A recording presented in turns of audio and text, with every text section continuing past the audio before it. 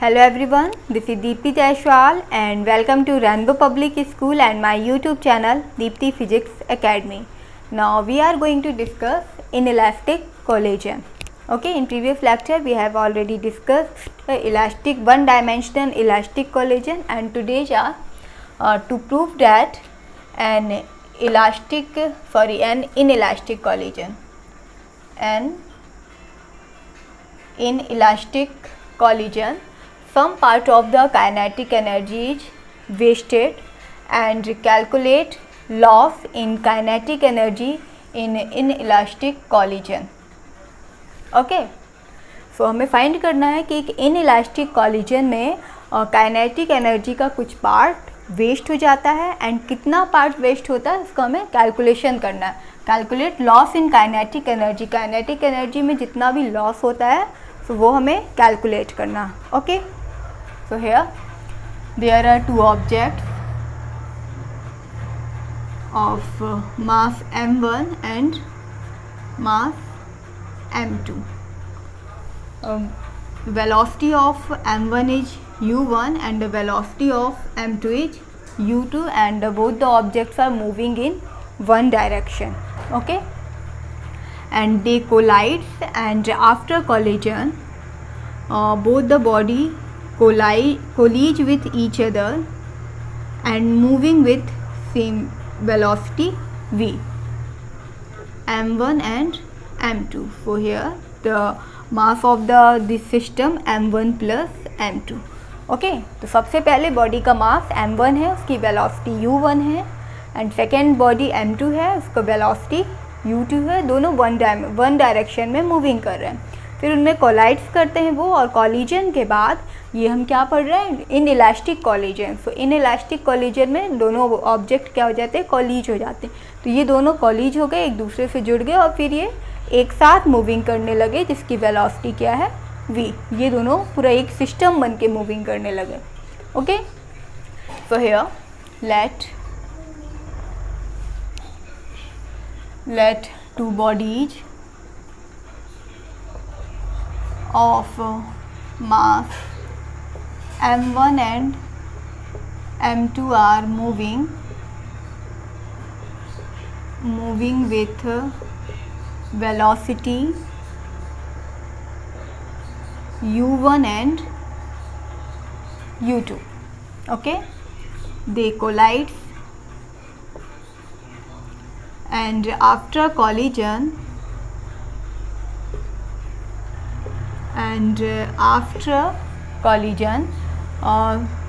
body are collide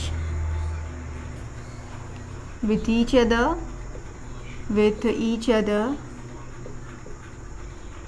and moving with velocity v.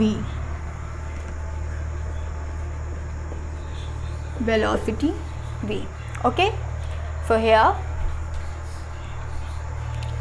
now we find the according to conservation of linear momentum. We have already discussed in inelastic collision linear momentum are conserved and kinetic energy not conserved. So here according to law of conservation, by the law of conservation of momentum,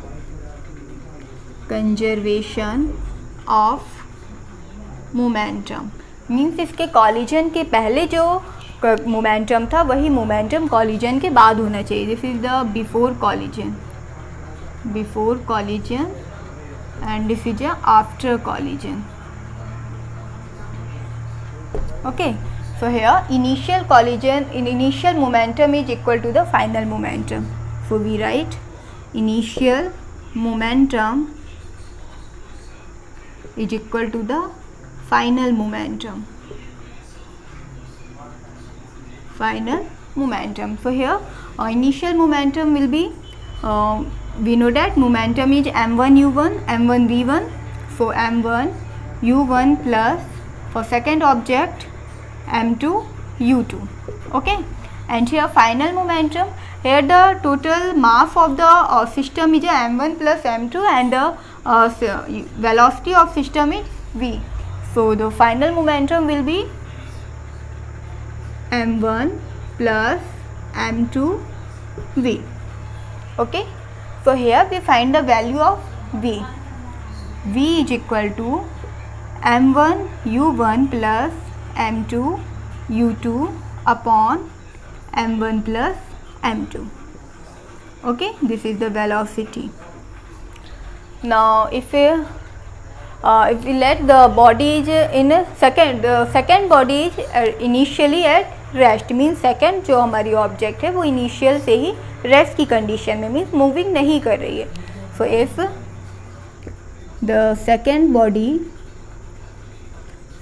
body is initially at rest means u2 is equal to 0. Starting से ही वो क्या है, rest की condition में, means ये object moving कर रहा है एंड ये ऑब्जेक्ट रेस्ट में है. ओके, देन फिर उसमें कोलाइड्स करते हैं और फिर कॉलिजन के बाद ये कंडीशन होती है. तो अगर ये रेस्ट में है then u2, so we put the value of u2 in equation first. So here v is equal to m1 u1, this term is completely 0, m1 u1 upon m1 plus m2.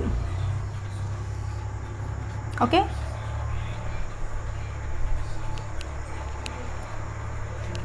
ये हो गया. इसके बाद हम देखेंगे, हमें फाइंड करना है to prove that some part of the kinetic energy is wasted. Okay, means हमें इसमें कितना काइनेटिक एनर्जी वेस्ट हो रही है ये पहले चेक करना और फिर कितना वेस्ट हो रही है. ओके, अब यहाँ पे हम देखें, ये हमारे पास एक ऑब्जेक्ट है, इसकी कंडीशन क्या है, ये एक स्मॉलर ऑब्जेक्ट है, ये एक इससे थोड़ा सा ग्रेटर ऑब्जेक्ट है, ये मूविंग कर रहा है u1 वेलोसिटी से एंड सेकेंड ऑब्जेक्ट क्या है, रेस्ट की कंडीशन में. देन ये इसको आगे दोनों कोलाइड्स करेंगे और फिर ये क्या है इसकी कंडीशन, ये दोनों एक साथ मूविंग करने लगेंगे v वेलोसिटी से. बट जब ये एक हैवियर ऑब्जेक्ट रेस्ट की कंडीशन में होगा और ये स्मॉलर ऑब्जेक्ट मूविंग करेगा, देन जो पूरे सिस्टम की मूविंग होगी वो हमेशा इस फर्स्ट ऑब्जेक्ट की मूविंग से लेस होगी, क्योंकि जिस वेलोसिटी से ये आ रहा है फिर इसको कोलाइड करने में कुछ उसकी एनर्जी लॉस होगी ना, फिर ये उस वेलोसिटी से तो आगे नहीं बढ़ पाएगा जिस वेलोसिटी से ये पहले मूविंग कर रहा था. तो ये जो बाद की वेलोसिटी है ये पहले इसके कंपैरिजन में कम हो जाएगी. मीन्स यहाँ पे ये जो हमारी वेलोसिटी है u1 is greater than v at when u2 is equal to 0. इस कंडीशन पे अगर हम बात करें तो ये इस तरह की कंडीशन है कि जो हमारी वेलोसिटी होगी ये हमेशा u1 से लेस होगी. Okay,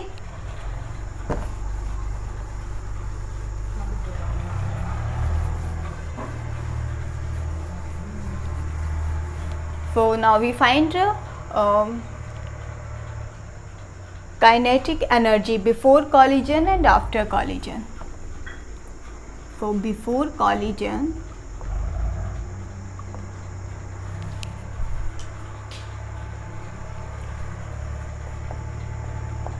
kinetic energy of system.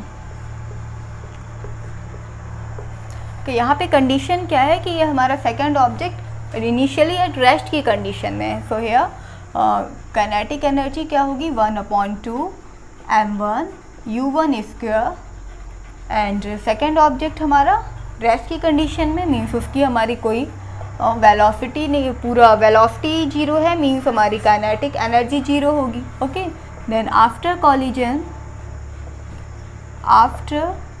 Collision kinetic energy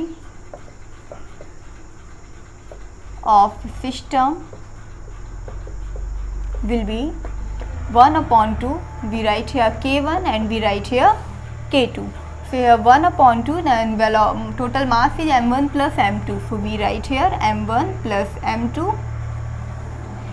and velocity is v. So we write here v square. Okay.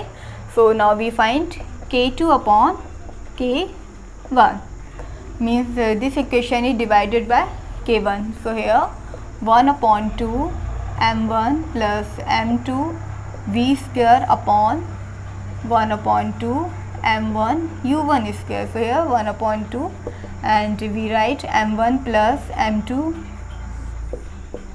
v square upon m1 u1 square.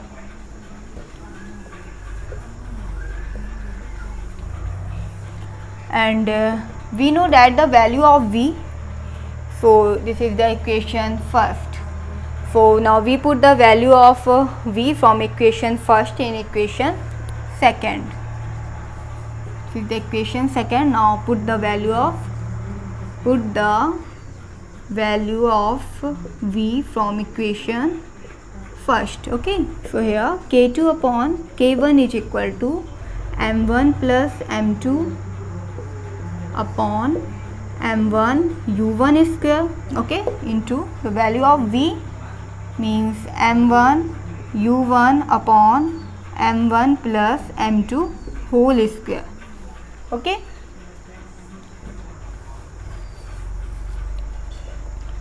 ये आगे इसमें हम कैलकुलेट, यहाँ m1 प्लस m2 है, यहाँ m1 plus m2 का whole square means हम इसमें से m1 प्लस m2 एंड ये पूरा इससे कट हो जाएगा, बट यहाँ रिमेन m1 प्लस m2 होगा.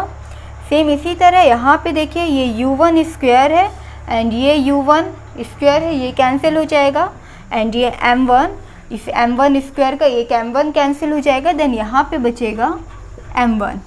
ठीक है, एंड यहाँ अपॉन में क्या बचेगा, ये m1 तो कैंसिल हो गया, इसमें का एक m1 प्लस m2 रिमेन होगा. Okay, so this is the k2 upon k1. Now see here k2 की वैल्यू क्या है, m1 है ओनली एंड k1 में इनका रेशियो क्या है, k2 is to k1 is equal to m1 upon. तो यहाँ से हमें देखने में क्या क्लियर हो रहा है कि k2 की वैल्यू अगर m1 और k1 की value m1 plus m2 means k2 is less than k1. Okay, therefore k2 is less than k1 from this equation. अब k2 लेस देन है, k2 क्या है, kinetic energy after collision and k1 क्या है, kinetic energy before collision. Means यहाँ से हमने क्या प्रूव किया, kinetic energy after collision is less than kinetic energy before collision. Okay, जो बाद की काइनेटिक एनर्जी है वो पहले की काइनेटिक एनर्जी से कम है, मींस काइनेटिक एनर्जी में क्या हो गया, लॉस हो गया. यही हमें प्रूफ करना था, to prove that the after collision some kinetic energy is wasted. Okay, तो यहाँ से ये हमें मिल गया कि हमारी काइनेटिक एनर्जी कम हो जाती है, मीन्स कुछ वेस्ट हो जाती है. अब ये वेस्ट कैसे होती है, जो काइनेटिक एनर्जी है या तो साउंड के फॉर्म में वेस्ट होती है या थर्मल एनर्जी के फॉर्म में वेस्ट होती है. ओके, ये हमने प्रूफ कर दिया. एंड इसी में हमारा एक सेकेंड क्वेश्चन था, calculate the loss in kinetic energy. Okay, तो यहाँ पे हमने चेक कर लिया कि हमारी एनर्जी लेस है. अब कितनी लेस है, ये जो एनर्जी में लॉस हो रहा है वो कितना है, ये हम फाइंड करेंगे.